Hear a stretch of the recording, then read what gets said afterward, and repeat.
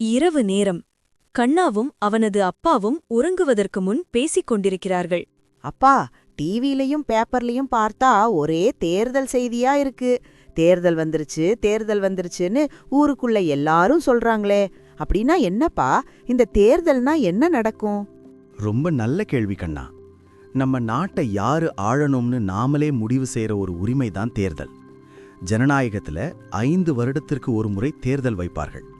அப்போ 18 வயசு நிரம்பிய மக்கள் எல்லோரும் தங்களுக்கு பிடித்த வேட்பாளருக்கு தங்கள் ஓட்டுகளை பதிவு செய்வார்கள்.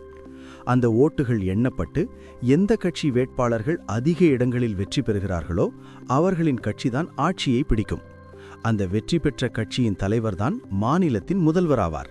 ஓ, அப்படியா? அப்படியானால் அந்த அரசியல் கட்சியைச் சேர்ந்தவர்கள் மட்டும்தான் தேர்தலில் நிற்க முடியுமாப்பா? எனக்கு அரசியல் கட்சி பின்னணி இல்லைனா நான் தேர்தலில் நிற்க முடியாதா? அப்படியெல்லாம் இல்ல கண்ணா. ஜனநாயகத்துல யாரு வேணும்னாலும் தேர்தலில் நிற்கலாம். கட்சி சார்பு இல்லாமலும் எந்த கட்சியும் சேராத ஒரு சாதாரண குடிமகன் கூட தனியாக சுயேச்சை வேட்பாளராக போட்டியிடலாம். அப்படியா? அப்போ நீங்கள் ஏன் அப்பா வேட்பாளராக போய் நிற்கக்கூடாது? நீங்கள் தேர்தலில் நின்றால் ஜெயித்து உடனே முதல்வராகிவிடலாம் தானே? நான் தேர்தலில் நின்று ஜெயித்தால் உடனடியாக முதல்வராகிவிட முடியாது கண்ணா. நான் ஒரு தொகுதியில் ஜெயித்தால் எம்எல்ஏவாகத்தான் ஆக முடியும். முதல்வர் என்பவர் யார் தெரியுமா? அப்படி வெற்றி பெற்ற பெரும்பான்மை எம்எல்ஏக்களின் ஆதரவை பெற்றவர்தான் முதல்வராக முடியும். ஒருவேளை நீங்களே முதல்வரானால் மக்களுக்கு என்னவெல்லாம் செய்வீர்கள் அப்பா? உங்களால் எல்லாம் முடியும் என்று எனக்கு தோன்றுவதால் கேட்கிறேன், சொல்லுங்களேன். நான் ஆட்சிக்கு வந்தால் மக்களுக்கு முதலில் செய்ய வேண்டியது அடிப்படை வசதிகளைத்தான். அதுல முக்கியமானது தண்ணீர். தண்ணீர் பஞ்சமே இல்லாத ஒரு நிலையை உருவாக்குவேன். அதற்காக ஊரில் காய்ந்து கிடக்கும் குளம், குட்டை, ஏரி, கண்மாய் போன்ற எல்லா நீர்நிலைகளையும் ரொம்ப ஆழமாக்கி அகலமாக்கி அதோட கரைகளை இடிந்து விழாதபடி பலப்படுத்துவேன். பெய்யும் மழைநீர் முழுவதும் வீணாக கடலில் போய் கலக்காமல் தடுத்து அதை மக்களுக்கும் விவசாயத்திற்கும் பயன்படும்படி சேமித்து வைப்பேன். அடுத்து விவசாயம். விவசாயிகளுக்கு அரசாங்கமே மாதம் ஒரு குறிப்பிட்ட தொகையை சம்பளமாக வழங்கும். அதோடு அதிக விளைச்சல் செய்து நாட்டுக்கு உணவளிக்கும் விவசாயிகளுக்கு பண்டிகை காலத்தில் போனஸ் வழங்குவேன். காடுகளை சுத்தம் செய்து அங்கு அதிக எண்ணிக்கையில் நாட்டு பசுக்களை பாதுகாத்து வளர்ப்பேன். அந்த இயற்கையான பசுக்களின் பால் உற்பத்தியை பெருக்கி மக்களுக்கு தருவேன்.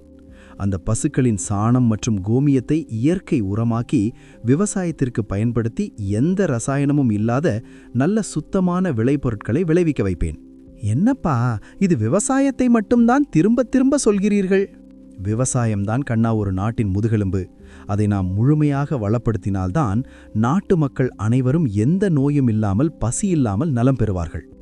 முதலில் தரமான விளைபொருட்கள் மக்களுக்கு குறைந்த விலையில் கிடைக்க வேண்டும்.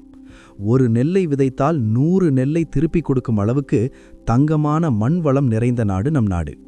அதை சரியாக ஒழுங்குபடுத்த வேண்டும்.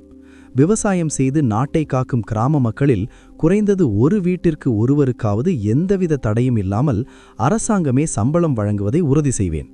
சரி, நகரத்திற்கு வருவோம். நகரத்து மக்களுக்கு என்ன செய்வீர்களப்பா? நகரங்களில் வாகன புகையாலும் கான்கிரீட் கட்டடங்களாலும் வெயில் சுட்டெரிக்கிறது.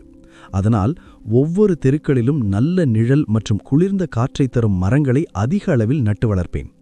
மழை பெய்யும்போது மழைநீர் எந்த பகுதியில் ரோட்டில் ஒன்றாக சேர்கிறதோ அதை வீணாக்காமல் அந்த இடத்தில் ஆழமாக ஒரு கிணறு போன்ற அமைப்பை உருவாக்குவேன். மழை நீரை வடிகட்டி அதனுள்ளே அனுப்பி நிலத்தடி நீரை சர்ரென்று உயர செய்வேன். இதை நகரத்தின் ஒவ்வொரு பகுதியிலும் உருவாக்குவேன். எல்லா அரசியல்வாதிகளும் இலவசம் கொடுப்பாங்களே, நீங்களும் இலவசம் வழங்குவீர்களாப்பா? கண்டிப்பா வழங்குவேன்.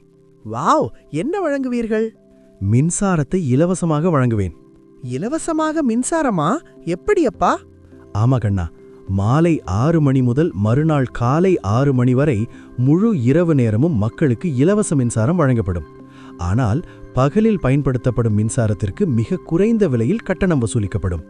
அப்படியானால் இரவில் மின்சாரம் இலவசம் என்பதால் மக்கள் அதிக அளவில் மின்சாரத்தை பயன்படுத்துவார்களே அப்பா? பயன்படுத்தட்டும் கண்ணா. இரவில் மக்கள் விழிப்போடு உழைத்து பல்வேறு தொழில்களை செய்து நம் நாட்டை ஒரு தூங்கா நகரமாக மாற்றட்டும். மின்சாரம் என்பதே இரவை பகலாக்கத்தானே. அதனால் இரவில் மின்சாரம் மட்டும் இலவசம். சரி, வேறு யாருக்காவது பணம், வேறு பொருட்கள் இலவசம் கொடுப்பீர்களா? இலவசம் என்பது சுனாமி, புயல், பெரும் வெள்ளம், நிலநடுக்கம் போன்ற இயற்கை பேரிடர்களால் மக்கள் பாதிக்கப்படும்போது மட்டும்தான் அவர்களுக்கு தாராளமாக பணமாகவோ பொருளாகவோ இலவசமாக வழங்கப்பட வேண்டும். மற்றபடி உழைக்க முடிந்த யாருக்கும் இலவச அரிசி கூட தரமாட்டேன். உழைத்து சாப்பிட வேண்டும். அப்பா, இன்னொரு சந்தேகம். உங்கள் அரசு ஒயின் ஷாப், அதாவது டாஸ்மாக் நடத்துமா? மூடிடுவீங்களா? ஆமா, அரசு ஒயின் ஷாப் நடத்தும். நான் மூட மாட்டேன். ஏகப்பட்ட மக்கள் பல வருடங்களாக மது குடித்து அதற்கு அடிமையாகியிருக்கிறார்கள். அவர்களை உடனடியாக ஏமாற்றி கடைகளை உடனே மூடினால் என்ன நடக்கும் தெரியுமா? கள்ளச்சாராயம் காய்ச்சி குடித்து ஒரே நேரத்தில் ஏராளமான மக்கள் கொத்து கொத்தாக உயிரை விடுவார்கள். அப்படியானால் குடிகாரர்களை நீங்களே ஊக்குவிக்கிறீர்களா அப்பா? கண்டிப்பா இல்ல கண்ணா. இன்று விஞ்ஞானம் நிறைய முன்னேறிவிட்டது. குடிகாரர்களை திருத்துவதற்கென்றே உள்ள பிரத்யேகமான மருந்தை அந்த மதுவிலேயே கலந்து விடுவேன். அதை குடிக்கும்போது கொஞ்சம் கொஞ்சமாக அவர்களை அறியாமலேயே மது போதையிலிருந்து விலகி மதுவின் மீதான ஆசையை இழப்பார்கள். நாளடைவில் அவர்களை தரமான ஆரோக்கியமான மனிதர்களாக மாற்ற இதுவே சிறந்த முயற்சி. கல்விக்காக என்ன செய்வீர்கள்? பள்ளிக்கூடமே போகாத காலத்தில் பிள்ளைகளை படிக்க வைக்க அரசாங்கம் மதிய உணவு, இலவச செருப்பு எல்லாம் வழங்கி மக்களை படிக்க வைத்தது. சில பிள்ளைகள் குறைவான மதிப்பெண் எடுத்தாலும் அரசு பள்ளியில் அவர்களை தொடர்ந்து பாஸ் செய்து அடுத்த வகுப்பிற்கு மாற்றி படிக்க வைத்தனர். அப்படி படித்த பிள்ளைகள்தான் இப்போது பெற்றோர்களாகிவிட்டனர். ஆனால் அவர்கள் தங்கள் பிள்ளைகளை ஆங்கில வழி கல்வியில் படிக்க வேண்டும் என ஆசைப்பட்டு தனியார் பள்ளிகளில் சேர்த்து தங்கள் வருமானம் முழுவதையும் கல்விக்காகவே செலவு செய்கிறார்கள். பல பெற்றோர் பள்ளி ஃபீஸை கட்ட முடியாமல் தவித்து வருகிறார்களே, அதை மாற்ற நீங்கள் என்ன வழி செய்வீர்கள்? ரொம்ப முக்கியமான விஷயம் கண்ணா இது. நான் வந்தவுடன் 12ஆம் வகுப்பு வரை உள்ள அனைத்து பள்ளிகளையும் நாட்டுடைமையாக்கி விடுவேன். நாட்டின் அரசாங்கமே அந்த பள்ளிகள் அனைத்தையும் ஏற்று நடத்தி கொள்ளும். அது சாத்தியமா அப்பா? தனியார் பள்ளிகளை அரசு எடுக்க முடியுமா? ஆமா, ஏற்கனவே நம் நாட்டில் இது நடந்துள்ளது கண்ணா. அப்படியா? எப்போது? ஒரு காலத்தில் போக்குவரத்து முழுவதும் தனியார் வசம்தான் இருந்தது. பிறகு அரசு அதை தன் கட்டுப்பாட்டில் எடுத்துக்கொண்டு பேருந்துகளை அரசு போக்குவரத்து என நாட்டுடைமையாக்கியதல்லவா? பேருந்து சரியப்பா, ஆனால் பள்ளிக்கூடம் என்பது பலரின் சொந்த சொத்துக்கள் அல்லவா? ஆமா. தனியார் சொத்துக்களை எப்படி அரசாங்கம் நாட்டுடைமையாக்க முடியும்? மக்களின் நலனுக்காக சொத்துக்களையும் நாட்டுடைமையாக்க முடியும். இதுவும் வரலாற்றில் ஏற்கனவே நடந்துள்ளது. 50 வருடத்திற்கு முன்பு ஜமீன்தார்களிடமும் பெரிய பண்ணையார்களிடமும் ஏகப்பட்ட சொத்துக்களும் நிலங்களும் குவிந்து கிடந்தது. அதை நில உச்சவரம்பு சட்டம் என்ற ஒரு சட்டத்தின் மூலம் அரசு கையகப்படுத்தி அந்த நிலங்களை அரசு தம் தேவைக்கும் மக்களுக்கும் பயன்படுத்தி கொண்டது. அதேபோல் கல்வியையும் அரசு எடுத்துக்கொண்டு அங்கே வேலை பார்க்கும் எல்லா பள்ளியின் ஆசிரியர்களையும் அரசு ஆசிரியர்களாக அப்படியே வைத்துக்கொண்டு எல்லா பள்ளிகளுக்கும் ஒரே மாதிரியான கட்டணம் என மாற்றுவேன். மக்களின் குறைகளை என்னால் கண்டிப்பாக தீர்க்க முடியும்.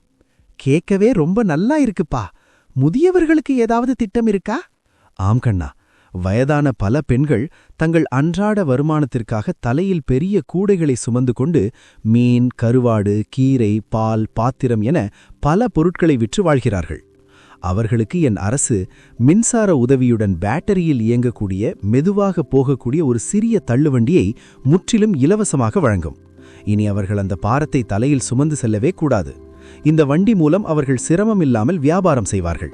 தொழில்கள் வளரும்போது தங்களால் முதிய வயதிலும் சுயமாக சம்பாதிக்க முடியும் என்ற எண்ணமும் தன்னம்பிக்கையும் அந்த பெண்களுக்கு வளரும். சூப்பர்ப்பா. சரி, இளைய தலைமுறைக்கு என்ன செய்வீர்கள் அப்பா? இப்போதெல்லாம் பல வாலிபர்கள் பைக்கில் ரொம்ப வேகமாக சென்று வீர சாகசம் செய்கிறேன் என்று போய் விபத்தில் சிக்கி இறந்து போகிறார்களே, அவர்களுக்கு என்ன செய்வீர்கள்? என் அரசு செலவிலேயே அந்த ஊரின் மக்கள் கூடும் பொது இடத்தில் பைக்கோடு வீரசாகசம் செய்து இறந்த அந்த வாலிபர்களுக்கு மிகப்பெரிய சிலைகள் வைக்கப்படும். சிலையா? அப்பா, நிறைய பேர் விபத்தில் சிக்கினால் அவ்வளவு பேருக்கு சிலை வைக்க ஊரில் இடம் இருக்குமா? சில நாட்கள் கழித்து அந்த சிலைகள் அப்புறப்படுத்தப்படும். அதோடு அந்த இடத்தில் ஒரு பெரிய போர்டு வைக்கப்படும். அதில், இளைஞர்களே, நீங்கள் உங்கள் சிலையை இங்கே வைக்க விரும்பினால் இங்கே முன்பதிவு செய்து கொள்ளவும் என்று எழுதப்பட்டிருக்கும். இதை தாண்டி மிகவும் வேகமாக வாகனம் ஓட்டினால் அவனுடைய லைசென்ஸ் நிரந்தரமாக கேன்சல் செய்யப்படும். அருமையான திட்டம் அப்பா. வேறென்ன புதுசா செய்வீங்க? நம்ம தமிழ்நாட்டின் ஒவ்வொரு மாவட்டத்திலும் பல இடங்களில் எந்த பயனும் இல்லாமல் விவசாயமும் நடக்காமல் பட்டாசு போல காய்ந்து கிடக்கக்கூடிய தரிசு நிலங்கள் ஏகப்பட்டவை இருக்கின்றன. அவைகளை அரசாங்கம் தேர்ந்தெடுத்து அதிலுள்ள மண் வளத்தை பரிசோதிக்கும். அதற்கேற்ப மாமரம், கொய்யாமரம், முந்திரி மரம், நெல்லி மரம் போன்ற பழத்தோப்புகளை உருவாக்கி அதில் விளையும் பழங்களை மக்களுக்கு மிக குறைந்த விலையில் அரசு மூலமாகவே வழங்கும். எல்லாமே ரொம்ப நல்ல திட்டங்கள் அப்பா. இன்னும் இருக்கிறது கண்ணா. நம் மாநிலத்தில் எந்த ஒரு ஏழையும் வாடகை வீட்டில் குடியிருக்கக்கூடாது. அவர்கள் வாடகையிலேயே தங்கள் உழைப்பை இழக்கக்கூடாது. அதனால் எல்லோருக்கும் தரமான சொந்த வீடு கொடுக்க முயற்சி எடுப்பேன். அத்துடன் எல்லா மக்களுக்கும் நோய்களை அண்டாதபடி சுத்தமான குடிநீர் வழங்கப்படும். நான் ஆட்சிக்கு வந்தால், நான் முதல்வரானால் இந்த கனவுகளை எல்லாம் என்னால் கண்டிப்பாக செய்ய முடியும்.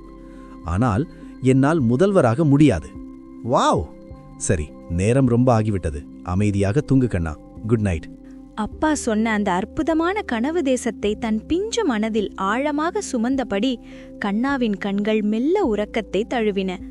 அவனது கனவில் ஒரு புதிய தூங்கா நகரமும் பசுமை நிறைந்த கிராமங்களும் வீதிக்கு வீதி மரங்களும் நேர்மையான மனிதர்களும் வலம் வரத் தொடங்கினர். தன் மகனின் உறங்கும் முகத்தை அன்போடு பார்த்தார் அப்பா. அவர் நெஞ்சில் ஒரு சிறு பெருமூச்சு எழுந்தது. என்னால் முதல்வராக முடியாது, ஆனால் நாளை நீ அல்லது உன்னை போன்ற ஒரு நேர்மையான தலைவன் உருவாகும்போது சாமானியர்களான நமது இந்த கனவுகளெல்லாம் நிச்சயம் நிஜமாகலாம் என்ற நம்பிக்கை அந்த தந்தையின் கண்களில் லேசாக ஒளிர்ந்தது. மகனின் நெற்றியில் மெதுவாக முத்தமிட்டுவிட்டு போர்வையை இழுத்து மூடினார். அறை விளக்கு அணைக்கப்பட்டது. அந்த இரவின் அமைதியிலும் ஒரு புதிய விடியலுக்கான வெளிச்சம் அந்த சிறுவனின் நெஞ்சில் முளைவிடத் தொடங்கியிருந்தது. சாதாரண மனிதர்களின் நேர்மையான கனவுகளே நாளைய சரித்திரத்தின் தொடக்கப்புள்ளிகள்.